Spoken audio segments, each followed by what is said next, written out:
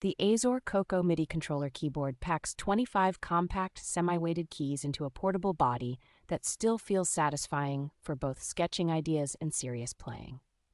8 backlit drum pads and 8 assignable knobs give you hands-on control over drums, effects, and synth parameters without constantly reaching for the mouse. The built-in arpeggiator and programmable controls make it easy to experiment with patterns, rhythms, and performance tricks that keep tracks from sounding static. Dedicated pitch bend and modulation wheels respond smoothly, adding expressive slides and timbral movement that really help virtual instruments feel alive. An integrated display provides clear visual feedback for modes and parameters, which streamlines setup and reduces guesswork when working inside a digital audio workstation. The included entry-level Cubase software and ongoing technical support make this a particularly friendly option for newer producers who still want a feature-rich controller.